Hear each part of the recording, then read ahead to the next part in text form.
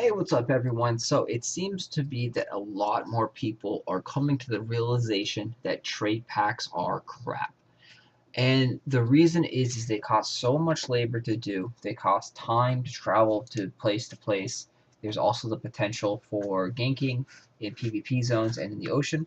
And we're going to look at it real quick. So this is a great spreadsheet I did not create. This was created by, it looks like, Sync at Kaios. So a great job. Shout out to him. And this gives approximately all the 100% turn-in data values, it looks like, in gold. And then you also have the stabilizers, charcoal, crystal, rock salt over here for the packs. And so these are the standard packs, not the specialty trade packs that you need the Fellowship Plaza for.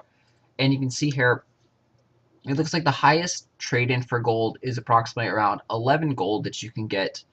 And this all does not factor in the mats required to actually make those trade packs. When you look at the mats that are required to make most trade packs, it is at the bare minimum about 2 gold to make a trade pack, upwards to around 4 or 5 gold depending on auction house conditions and, trade pack item values. So anywhere between 2 and 5 gold is being removed from your profit. So if you were doing this trade pack right here, and you remove at bare minimum 2 gold, you're only making 2 gold and 46 silver if it is a 130%, so no one else is running that trade back. So you're making really next to nothing. If you have max proficiency, 90,000 commerce proficiency, it will cost you 46 labor to actually craft a trade pack, and then 46 labor to actually turn the trade pack in. So that is 92 labor points to earn at the maximum here in gold, 11 gold. This is without taking out any of the trade pack materials, costs for making it. So just looking on that, the max you could potentially make on one trade pack is 11 gold. Breaking that down, that is a horrible, horrible amount of gold per labor point spent. Even if you get 11 gold, which you cannot because you still have to factor in the mats needed to make that stuff. It is so much better to go and farm coin purses. You'll make a lot more money. You can farm them in a PvE environment, so there is no PvP around you.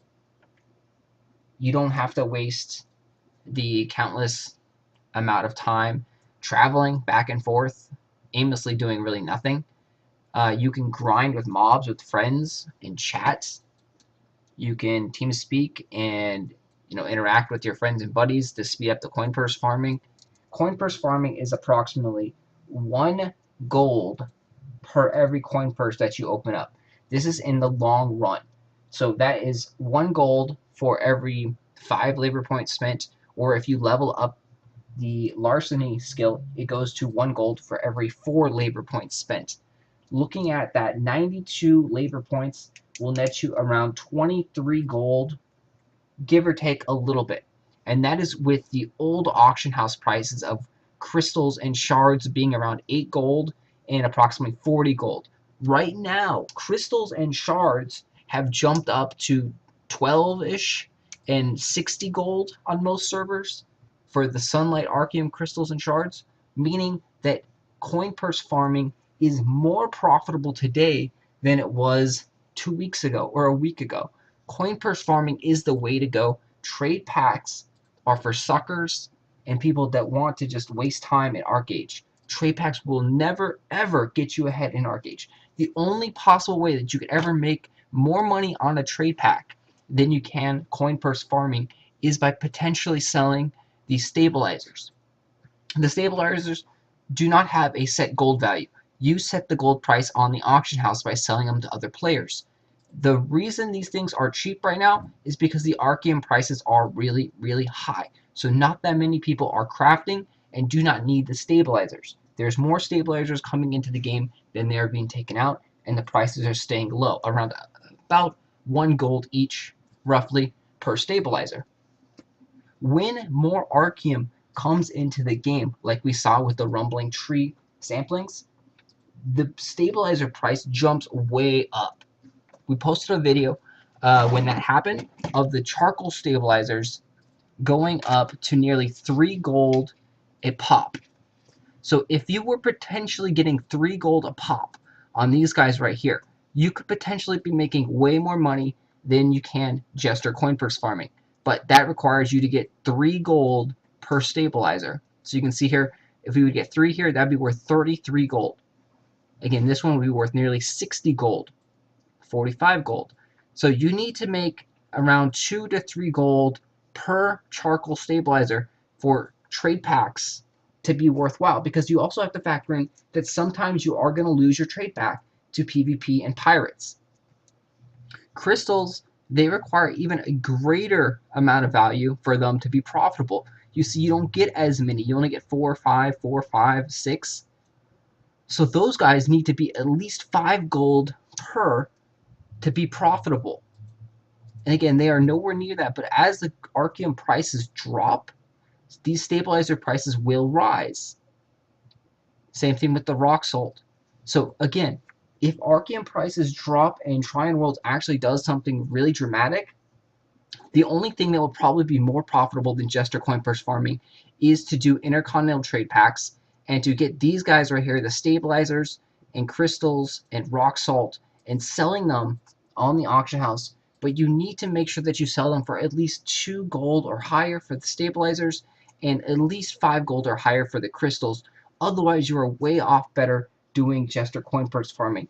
Another option that you could do potentially is to take your trade pack to Fredic Island, and get the Gildastars.